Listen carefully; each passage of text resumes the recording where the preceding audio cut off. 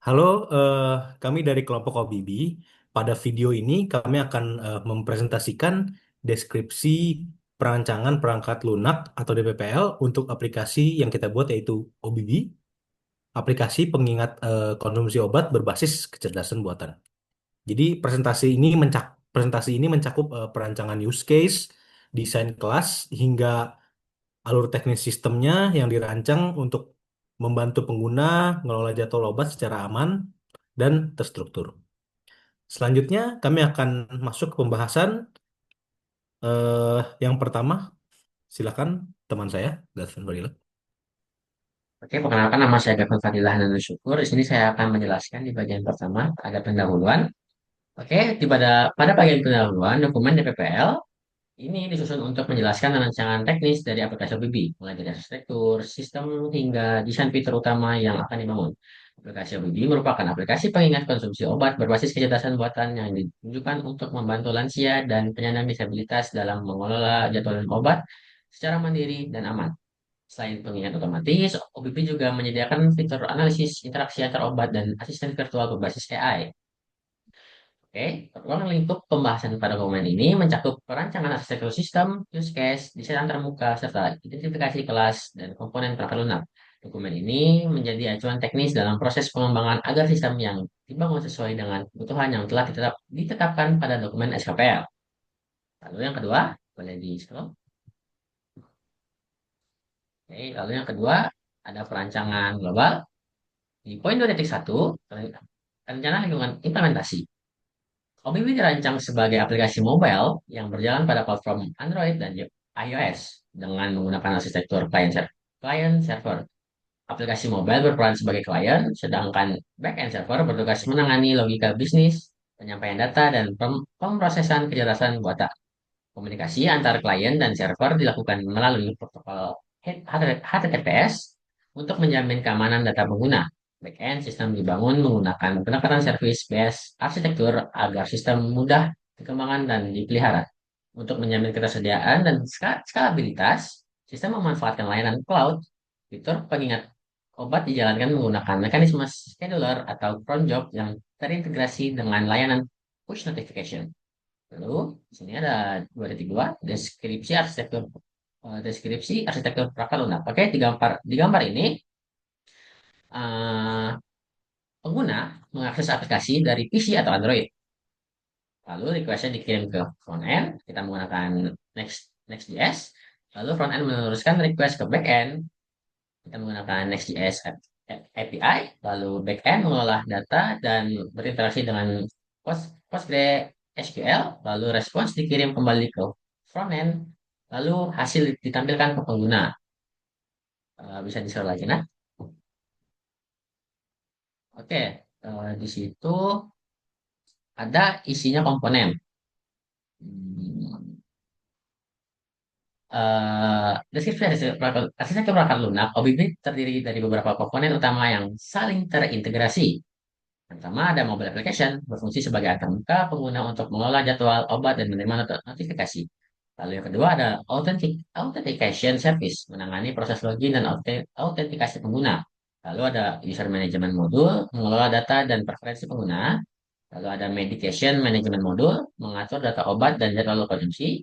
Reminder service bertanggung jawab menjalankan pengingat obat secara otomatis. Lalu ada AI assistant modul menyediakan asisten virtual untuk membantu pengguna.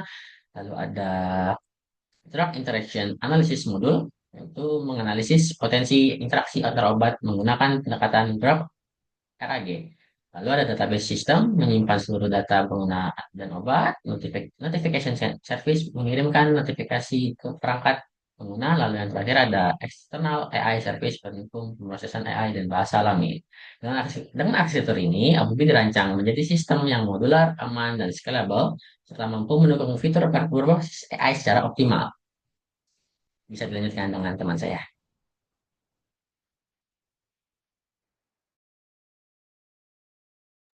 Ya, baik. Selanjutnya, saya Hasnat akan menjelaskan terkait dengan perancangan rinci, khususnya pada fitur unggulan kita yaitu cek interaksi antar obat, arsitektur kelas keseluruhan, dan bagaimana algoritma serta query bekerja di balik layar. Ya. Mari kita mulai pertama-tama dengan use case pertama dan paling krusial yakni interaksi antar obat ya. Nah, dari deskripsinya adalah jadi ketika nanti pasien menggunakan use case interaksi antar obat, pasien sudah harus untuk menginput obat yang lagi dikonsumsi dan nanti sistemnya akan menggali informasi dari obat tersebut dari data jurnal klinis serta memberikan kesimpulan yang terpercaya. Pasien disuruh untuk menghubungi dokter apabila data dari jurnal kurang membadai. Nah, fitur ini dirancang untuk menjawab kebutuhan pasien dalam memastikan keamanan konsumsi obat. Secara alur skenario, prosesnya berjalan sebagai yang pertama, user atau pasien itu harus memiliki akun terdaftar dahulu dan aplikasi OBB-nya sudah terpasang atau terinstall.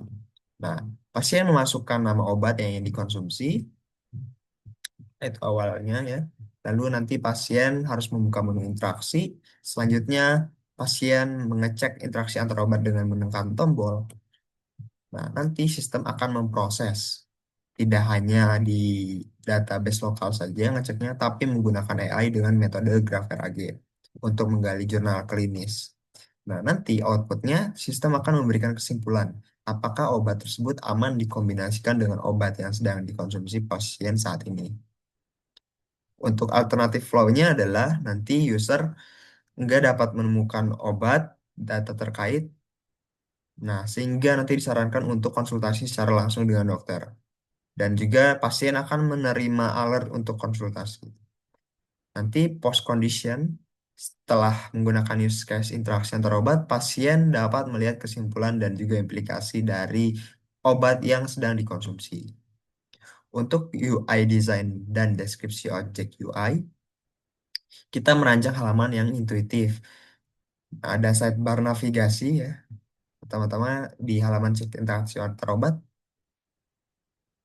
di sini kurang lebih ada sidebar menu, di mana nanti dia juga terdapat kolom pencarian obat dan panel hasil yang memunculkan alert box berwarna merah jika ditemukan interaksi level kritikal. Bisa dilihat, kita kurang lebih memiliki beberapa ID objek dengan keterangannya tersendiri. Selanjutnya, ada identifikasi objek dan tipe kelas cek interaksi antar obat. Kurang lebih seperti ini untuk tabel objek dan perancangannya. Secara teknis ini melibatkan beberapa objek perancangan baru yaitu ada boundary, ini seperti dark interaction page ataupun alert box ya. Dan juga ada controller yaitu interaction controller yang bertugas memproses logika dari pengecekan. Nah, selanjutnya kita memiliki sequence diagram dari cek interaksi antar obat. Di sini dapat terlihat ya bahwa terdapat beberapa tahapan yang akan dilalui user ketika menggunakan fitur ini. Yang pertama nanti user akan membuka menu, lalu eh, harus sudah menginput data obat terlebih dahulu ya. Nah, selanjutnya nanti jika user mengklik tombol cek, maka di sini akan diproses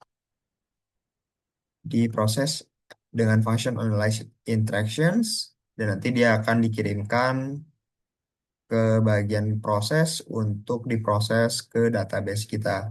Di sini ketika nanti dicek, analyze, maka akan mengirim sinyal ke database sehingga dia akan mendapatkan detail pengobatan yang diperlukan dan dicari menggunakan search RAG. Nah, nanti hasilnya akan dikembalikan dan akan menampilkan result ya kepada pasiennya.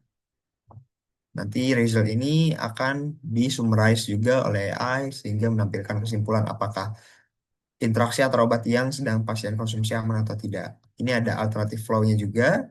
Alternatif flow apabila data di database tidak mencukupi atau jurnal klinis tidak mencukupi, maka nanti akan diberikan peringatan untuk menghubungi dokter. Selanjutnya ada use case input jadwal minum obat yang akan dijelaskan oleh teman saya Dava. Silakan.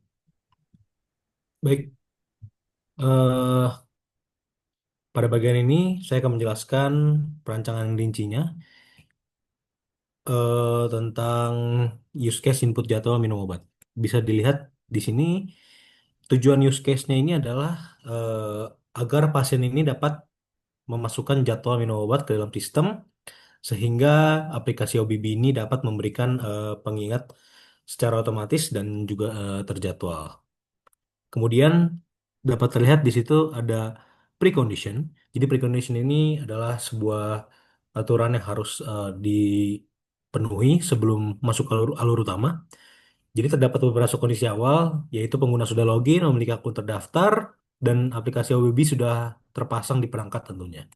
Kemudian kita masuk ke alur utama atau primary flow-nya. Alur utama ini dimulai saat pasien membuka halaman kelola obat. Kemudian pasien menekan tombol jadwal obat, lalu sistem menampilkan modal ditambah jadwal minum obat. Pengguna kemudian memilih tipe jadwalnya dengan defaultnya itu setiap hari, mengisi waktu minum obat dalam format 24 jam, serta menentukan tanggal mulainya. Nah, kalau diperlukan, pengguna juga dapat menambahkan lebih dari satu waktu minum dan menentukan tanggal akhir jadwal.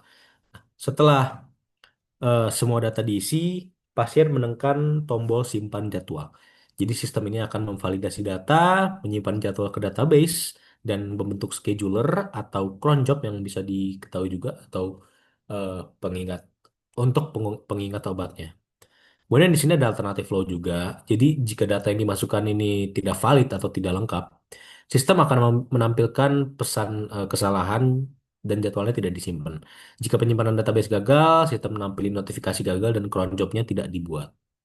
Kemudian di sini terlihat ada post condition. Jika proses berhasil, jadwal minum tersimpan di database, cron jobnya aktif, dan jadwal juga langsung ditampilkan pada kelola halaman obat. Kemudian bawahnya ya, ada desain UI singkatnya. Jadi use case ini menggunakan antarmuka UI 02 berupa model dialog yang berisi tipe jadwal, input waktu minumnya, tanggal mulai, tanggal akhir, opsional ya, serta tombol simpan dan batal.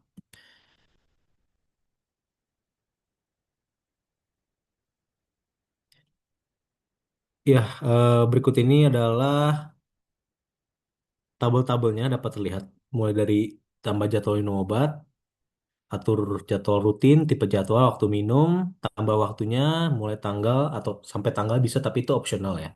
Yang wajib adalah tambah waktunya, mulai tanggalnya. Kemudian simak jadwal. Selanjutnya, ya berikut adalah identifikasi objek barunya. Jadi dapat terlihat di double ada jadwal obat UI, jadwal obat controller, berjenis controller, jadwal obat bersifat tipenya itu entity, reminder service-nya controller, database service entity. Ya, sini terlihat sequence diagramnya. Jadi eh, aktor dan lifeline yang terlibat ini ada dapat terlihat ada pasien, halaman kelola obat, dialog tambah jadwal, jadwal controller, visualisasi jadwal controller, database controller, jadwal entity. Jadi yang pertama ini adalah alur utamanya langkah 1 sampai 4. Dapat terlihat di situ pasien klik tambah jadwal obat, sistem menampilkan dialog, pasien mengisi form jadwal, pasiennya klik simpan, dan kita lanjut ke langkah 5 sampai 7. Di sini dapat terlihat dialog mengirimkan data ke jadwal controller. Validasi jadwal controller ini melakukan apa aja sih? Melakukan cek format waktu, cek tanggal, sama cek kelengkapan datanya. Kalau valid, dia akan return valid. Kalau enggak ya tidak. Ini memastikan datanya ini bersih sebelum masuk ke database kita.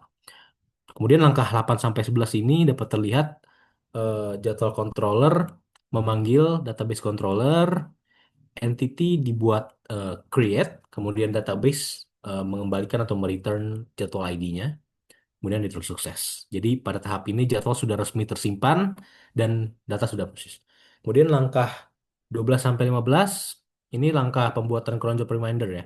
Jadi jadwal controller ini memanggil cron job controller, cron job entity-nya dibuat, sistem mengembalikan cron job ID, kemudian mereturn sukses. Ini inti fitur pengingatnya, reminder otomatis aktif dan tidak manual. Dan langkah terakhirnya itu 16 sampai 18 ada jadwal controller. return sukses ke UI menampilkan jadwal berhasil ditambahkan, dan dialognya ditutup. Nah, sebagai di bawah ini ada alur alternatif ya. Jadi di bawah ini menunjukkan tiga skenario gagal. Validasi gagal yang pertama itu contohnya kayak waktu kosong, format jamnya salah, tanggal tidak valid. Jadi validasi validasi jadwal kontrolnya return error, UI menampilkan pesan error dan datanya tidak disimpan. Alternatif keduanya database error, database controllernya return error, jadwalnya nggak kesimpan dan UI nampilin pesan error. Contohnya kayak koneksi DB gagal, constraint error. Yang ketiga ini cron job gagal. Jadi jadwalnya berhasil disimpan, cron job gagal dibuat. Ini tuh desain supaya datanya tuh lebih aman ya. Tapi justru tetap lanjut. Oke, selanjutnya kita masuk use case 3 dan dijelaskan oleh teman saya. Oke, baik. Di sini kita akan menjelaskan use ketiga yaitu login. Ah, oke. Use case login bertujuan untuk memungkinkan pengguna mengakses aplikasi LPG melalui proses autentikasi yang aman menggunakan akun Google. Fitur ini dirancang untuk menyederhanakan proses masuk aplikasi sekaligus menjaga keamanan data pengguna. Di sini kita lihat bisa skenario dengan login. Di sini ada precondition. Preconditionnya pengguna telah menginstal aplikasi WiFi, lalu pengguna memiliki akun Google yang aktif, lalu pengguna memiliki koneksi internet yang tersedia. Lalu kita ke use case description. Yang pertama ada primary flow. Yang pertama, pengguna pengguna membuka aplikasi OBB. Lalu pengguna menekan tombol lanjutkan dengan Google. Lalu sistem mengarahkan pengguna ke proses autentisasi Google. Lalu Google memverifikasi identitas pengguna. Lalu sistem menerima data autentikasi pengguna. Sistem menerima data pengguna di database. Lalu sistem membuat session login. Lalu pengguna berhasil masuk ke halaman utama aplikasi. Pertama adalah alternatif pertama, jika validasi gagal, sistem mendeteksi error waktu, tanggal, waktu atau tanggal invalid, lalu tampilkan pesan error di field terkait, lalu user memiliki input. Lalu ada alternatif yang kedua, jika database-nya error, jadi gagal simpan ke database, tampilkan tools error gagal menyimpan, coba lagi, lalu user dapat retry atau batal. Lalu yang terakhir ada alternatif yang ketiga, bila cron job itu gagal. Jadi jadwal tersimpan tapi cron job gagal dibuat. Lalu sistem log error, user tetap dapat notifikasi sukses, service retry otomatis. Lalu yang terakhir ada post condition di sini, pengguna berhasil login ke dalam sistem, session pengguna tersimpan, dan terakhir pengguna dapat mengakses fitur-fitur aplikasi OBB. Lalu di sini ada UI design dan distribusi objek UI. Di sini kita ID layarnya ada UI 01, nama layarnya itu login page, dan deskripsinya halaman autentikasi pengguna menggunakan akun Google. Lalu di sini ada ID objeknya, ada button satu, jenisnya button, terus lanjutkan dengan Google, dan mengarahkan keterangannya itu mengarahkan pengguna ke proses autentikasi Google. Nah, di sini eh, kita memakai banyak di apa namanya banyak ID di sini, lalu jenis-jenisnya ada di sini juga dan bla di sini dan keterangannya juga ada di sini. Lalu yang terakhir ada identifikasi yang lalu ada identifikasi objek baru dan tipe kelas. Nah, di sini ada nama objek barunya ada login text, dia berjenis sendiri, Google Out button itu boundary, Google Out Service itu controller, user out controller ya tipenya controller, user database itu entity, dan system management itu entity. Bisa di scroll lagi nah. Oke, di sini kita akan menjelaskan sequence diagramnya. Hmm, Oke, di sini yang pertama itu ada apa? Ada si pasien itu membuka aplikasi, lalu Google lalu dia menampilkan login UI-nya, lalu ada si pasien yang mengklik login Google, lalu ke bisa di zoom lah, kurang jelas. Lalu ke lalu dia akan request ke Google Out-nya, lalu kita ketika sudah mau Lakukan proses verifikasi ke layanan Google. Terus kita memilih akun Google. Masuk ke situ, lalu kita masuk ke pilih akun Google. Ya, terus masuk ke pilih akun Google. Bisa di bawah kanan.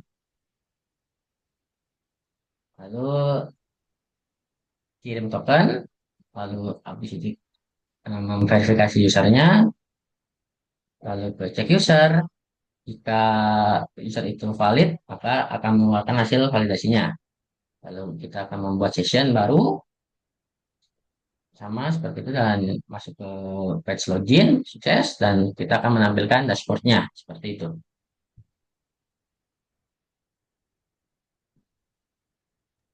Selanjutnya saya akan mempresentasikan salah satu fitur lagi dari aplikasi OBB, yaitu fitur chat dengan dokter AI Assistant atau kami sebut sebagai Medibot.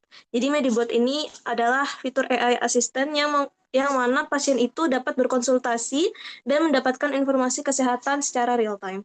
Fitur ini dapat dirancang untuk memberikan saran awal dan informasi kesehatan yang relevan kepada pengguna. Nah, sebelum menggunakan fitur ini, terdapat satu syarat yang harus dipenuhi, yaitu preconditionnya, yaitu user telah berhasil login ke dalam aplikasi OBB, yang mana hal ini itu penting untuk memastikan keamanan data dan personalisasi layanan. Nah, mari kita lihat bagaimana alur primary flow-nya. Pertama, pasien dapat membuka chat AI Assistant dari halaman utama aplikasi. Kemudian, pasien dapat mengetik atau menggunakan voice input untuk mengajukan pertanyaan. Kemudian selanjutnya yaitu sistem akan memvalidasi input dari user untuk memastikan pertanyaan sesuai format. Kemudian sistem mengirim input tersebut ke AI engine atau LLM untuk diproses lebih lanjut. Lalu AI akan memproses pertanyaan dan mencari konteks yang relevan dari knowledge yang telah kami siapkan. Setelah itu, AI akan generate response berdasarkan pertanyaan juga. Sistem dari AI pada user dalam bentuk chat bubble. Lalu penting dicatat bahwa sistem juga akan menyimpan riwayat percakapan ke database untuk referensi di masa mendatang. Dan yang terakhir itu user dapat membaca atau mendengar respons dari AI. Membaca jika awalnya itu user mengetik dan mendengar jika awalnya itu user itu menggunakan voice input ya kepada AI. Lalu dan AI dapat melanjutkan percakapan dengan pertanyaan selanjutnya jika diperlukan. Di sini alternatif flow-nya ada 4, yaitu pertama, jika input pasien tidak valid, sistem akan menampilkan pesan error dan meminta pasien untuk mencoba lagi. Kemudian yang kedua yaitu, jika AI tidak dapat menjawab pertanyaan tertentu, sistem akan menampilkan pesan keterbatasan. Ketiga, jika koneksi internet terputus saat proses berlangsung, sistem akan menampilkan pesan error koneksi dan secara otomatis akan menyimpan draft pertanyaan agar tidak hilang. Keempat, jika voice input tidak terdeteksi dengan baik, sistem akan menyarankan user untuk beralih menggunakan input teks. Post condition, pasien setelah proses selesai, pertama, pasien akan mendapat informasi atau saran awal dari AI Assistant. Kedua, seluruh riwayat percakapan dengan aman tersimpan gitu di database untuk keperluan analisis dan referensi. Untuk antarmuka pengguna, kami merancang halaman Medibot chat page yang user friendly. Halaman ini dilengkapi dengan komponen yang penting, yaitu pertama, tombol menu, options, dan icon button untuk mengirim pesan yang telah diketik.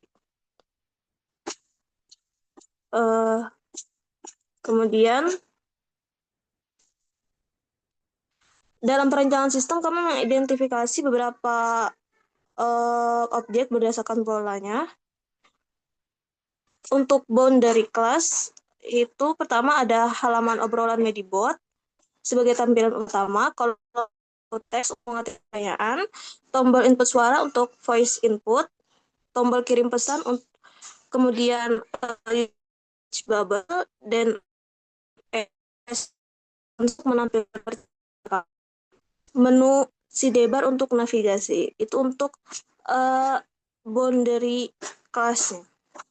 Kemudian untuk controller kelasnya, kami memiliki chat controller untuk mengatur alur percakapan, validator input untuk memvalidasi masukan user, AI engine untuk berkomunikasi dengan LLM, dan generator response untuk menghasilkan jawabannya.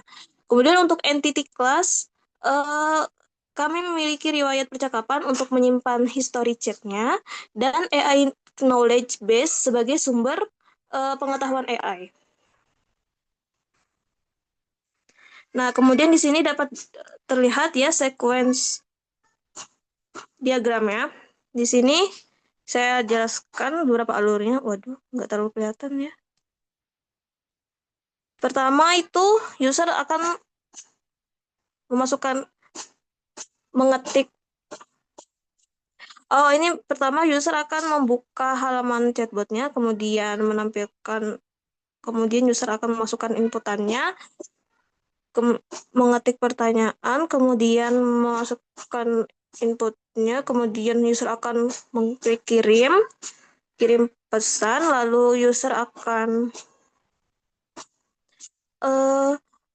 validasi inputnya akan memvalidate input, kemudian jika true maka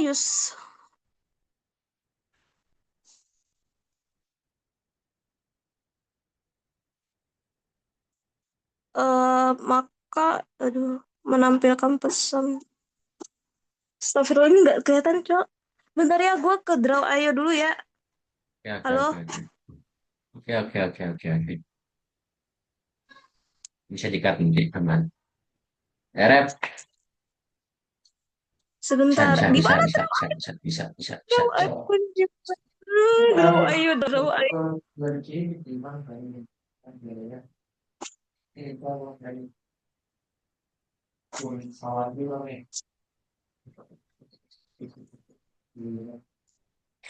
Render mengejar, render pasti udah fix overdue ini. Yang gitu. Gue posting kan, gue posting ini kan. Ikut Zoom nggak? Coba zoom, Kalau gue Zoom, udah aman, udah aman. So lanjut lagi, gua mute lagi. muka gue aman nggak? Muka gue Kalau aman nggak? mana? Udah aman, sok Aman nggak? silakan, Oke. Oke. silakan. Baik, di sini saya akan menjelaskan untuk sequence diagramnya. Pertama, user akan membuka halaman chat Medibot-nya. Lalu user akan menampilkan Medibot chat AI tersebut akan menampilkan inputannya di mana tempat untuk menginput pertanyaan. Kemudian user akan mengetik pertanyaan dan mengklik kirim di tombol kirim pesan. Kemudian user akan mengirim pesan ke chat controller, kemudian chat controller akan memvalidate input. Jika true, maka tampilannya akan halamannya akan menampilkan pesan user tersebut, message bubble user tersebut. Kemudian return, dan lalu akan dilakukan proses query oleh AI engine, lalu AI engine mengirim search knowledge-nya ke AI knowledge base, dan AI knowledge base-nya lalu akan mereturn dan mengenerate responsnya ke generator response. Lalu generator responsnya akan merespons teksnya dan AI-nya lalu akan merespons. Selanjutnya, chat controller akan menampilkan respon AI yang mana akan mengirimkan ke message bubble AI-nya. Lalu message bubble AI-nya tuh akan menampilkan respon AI-nya, itu akan menampilkan chat bubble dari AI-nya, hasil jawabannya begitu. Lalu dari chat controller akan menyimpan percakapan dan disimpan di riwayat percakapan. Percakapan akan tersimpan, lalu pesan terkirim, ya begitu. Jika tidak terjadi hal-hal yang tidak di koneksinya tidak bagus. Lalu di sini ada alternatifnya jika input Rap,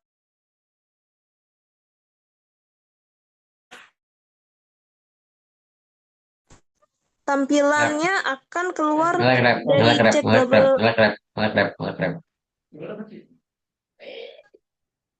Ini ngelek baru aman lagi loh. Ini baru aman. ngelek Jangan ulang kah? dari awal ya. Ulang Kayak dari yang tadi lo terakhir aja yang lu bilang ngelek ah itu. Ulang yang lu bilang tadi ngelek aja. Maaf dari ngelek ya mana? tadi lu bilang. Tadi lu bilang Alternatif maaf kah? jaringan. Alternatif berarti Dari ya. alternatif kah? Ya pokoknya lo Oke, terakhir tadi ngomong ngelek aja. oke, sip, action. Selanjutnya di bagian alternatif jika inputannya itu false, maka eh, AI akan menampilkan eh, error message bahwa pesan itu error. Jadi lalu pengguna user akan disarankan untuk melakukan input ulang kembali. Sekian dari saya. Dah bodoh. Dah, langsung DC, DC, DC, DC, DC, DC, DC. Ya, baik. Selanjutnya terdapat diagram kelas keseluruhan dari aplikasi OBB ya. Dapat dilihat di sini. Kita telah memiliki beberapa kelas yang memisahkan tanggung jawab. Kita di sini menggunakan pendekatan berorientasi objek dengan kelas pasien yang menjadi sentral yang terhubung dengan berbagai entitas lainnya. Nah, pasien terhubung dengan kelas chat ya, yang mana mewarisi kemampuan dari AI assistant ini dan ini memungkinkan fitur konsultasi yang cerdas. Lalu terdapat pula jadwal obat ya yang memiliki relasi komposisi dengan reminder. Artinya, jika jadwalnya dihapus, pengingatnya pun akan hilang. Nah, selanjutnya ada interaksi obat. Kelas interaksi obat berdiri sendiri untuk menangani logika, analisis resiko, dan juga hasil dari interaksinya. Ada juga kelas laporan kepatuhan, ya, yang terhubung dengan pasien untuk melacak kedisiplinan dari pasien. Diagram ini memastikan sistem kita modular dan juga mudah untuk dikembangkan atau scalable dan juga rapi secara struktur datanya. Selanjutnya ada perancangan detail kelas yang akan dijelaskan oleh teman saya. Baik, perancangan detail kelas ini bertujuan untuk mendefinisikan struktur internal sistem secara teknisnya. Jadi dia itu meliputi atribut dan metode dari setiap kelas yang digunakan dengan pendekatan model MVC. Jadi dapat terlihat di tabel eh, pada fitur input jadwal minum obat, sistem memiliki kelas utama yang menangani jadwal. Jadi kelas ini memiliki atribut seperti jadwal ID, nama obat, jenis obat, dan waktu minumnya. Dan di atas juga dapat terlihat ada cek interaksi antar obat ya. Eh, Terdapat juga tambah jadwal, edit jadwal, hapus jadwal, dan get jadwal. Dan itu untuk, sorry, untuk visibility-nya. Jadi di situ dapat terlihat ada yang private, ada yang public, dan ada yang private. Tapi di sini case-nya private semua sih. Baik, selanjutnya. Ya, selanjutnya ada perancangan algoritma dan atau query ya. Oke. Jadi untuk pertama-tama ada kelas yang bernama cek interaksi antar obat. Nah, ini untuk kodenya dan di bawah ada eh, kode dari SQL-nya ya. Di sini untuk kode akan saya jelaskan secara singkat. Yang intinya adalah ini adalah kelas dari cek interaksi antar obat yang dimana dia menerima parameter drug name atau nama obat dan juga user ID ini biasanya adalah ID dari akun Google pengguna. Nah, nanti user apabila telah login, maka dia akan mencari nama obat yang user gunakan di database ya. Nah, selanjutnya nanti obat dari user ini akan digunakan untuk melakukan pengecekan interaksi antar obat seperti itu. Yang pertama-tama nanti kita akan mengecek menggunakan lokal database terlebih dahulu ya. Selanjutnya nanti akan ditingkatkan menggunakan RAG untuk detail informasi obatnya. Nah, selanjutnya setelah kita mendapatkan info dari RAG akan di-merge atau diduplikat. Selanjutnya kita akan mengkalkulasikan statistik dari obat dan juga mengasesmen terkait dengan keamanannya. Ini untuk sequel dari database-nya. Ada user medication, dia kurang lebih akan meminta dari interaction, start, save to use, warning, dan recommendation. Dia akan mengembalikan hal-hal ini seperti itu. Selanjutnya ada input obat, jadwal input obat ya. Kurang lebih sama, jadi nanti dia akan meminta dahulu dari medication schedule yang pengguna punya. Setelah historinya didapat, maka user akan membuat schedule baru. Di sini akan mendapatkan data di tabel medication schedule.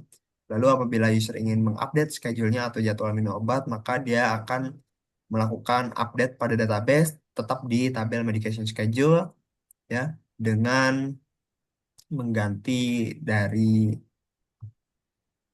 inputnya atau hal-hal yang ada di updateannya. Nah, ini untuk query-nya. Query-nya ini mengacu pada yang pertama tadi untuk mengecek atau mendapatkan obat dari medication. Lalu yang kedua ada untuk menambahkan jadwal minum obat ke tabel medication schedule. Selanjutnya, Reva. Baik, sekarang kita sampai di bagian terakhir, yaitu matriks kerunutan. Jadi ini semacam tabel yang menghubungkan antara kebutuhan sistem yang udah kita tetapkan di awal dengan use case yang sudah kita buat. Tujuannya itu untuk memastikan bahwa tidak ada kebutuhan yang terlewat dalam implementasi dan setiap fitur yang kita rancang dapat diajak kembali ke kebutuhan awalnya. Oke, mari kemudian kita lihat ke tabelnya. Yang pertama yaitu FR01, manajemen akun pengguna. Ini direalisasikan lewat fitur login menggunakan akun Google. Jadi user bisa masuk ke aplikasi ini dengan mudah dan aman menggunakan akun Google. Kemudian yang kedua itu pengingat konsumsi obat. Jadi nanti user itu akan mendapatkan notifikasi otomatis jika sudah waktunya untuk meminum obat. Ketiga, soal keamanan data. Kita punya sistem validasi buat memastikan data user itu aman dan tidak sembarangan. Kemudian keempat yaitu akurasi informasi medis. Ini penting banget ya karena kita juga berurusan dengan kesehatan. Jadi database obat kita harus menggunakan yang akurat dan selalu diupdate. Kemudian yang kelima, analisis interaksi obat. Jadi kalau misalkan user mengkonsumsi beberapa obat secara sekaligus, sistem ini bisa mengecek apakah obat-obat itu aman dikonsumsi secara bersamaan atau ada efek sampingnya. Nah, di sini kita menggunakan teknologi Graph RAG yang mengambil datanya itu dari jurnal-jurnal medis. Kemudian yang keenam yaitu fitur interaksi berbasis suara. Ini penting banget untuk lansia atau orang yang kesulitan membaca tulisan. Jadi aplikasi ini bisa membacakan atau bisa dikontrol menggunakan suara. Kemudian yang ketujuh yaitu personalisasi jadwal ya. Jadi setiap orang itu kan beda-beda ya jadwal minum obatnya. Nah, di sini user bisa mengatur sendiri kapan mereka harus mengkonsumsi obat. Kemudian yang kedelapan yaitu asisten virtual cerdas, ya itu seperti chatbot dengan AI. Ini kayak seperti dokter pribadi di dalam aplikasi. Jadi user bisa nanya-nanya begitu soal obat atau keluhan mereka. Yang kesembilan yaitu mode tampilan ramah disleksia. Ini untuk orang yang punya disleksia, jadi tampilannya itu akan dibuat lebih gampang untuk dibaca. Yang mana ini akan menunjukkan kalau bahwa kita itu peduli dengan semua kalangan pengguna, bahkan untuk yang disleksia. Kemudian yang terakhir yaitu mengelola data obat pengguna. Jadi di sini user bisa mencatat, mengelola obat apa saja yang sedang mereka konsumsi begitu. Mungkin eh, itu saja untuk materi kerunutan. Ya, dengan terpenuhinya matriks kerunutan ini, maka dokumen deskripsi perancangan perangkat lunak DPPL untuk aplikasi OBB ini kami nyatakan lengkap dan siap dijadikan acuan untuk tahap implementasi kode. Demikian presentasi dari kelompok Daga. Kami mohon maaf apabila ada kekurangan dan terima kasih. Assalamualaikum warahmatullahi wabarakatuh.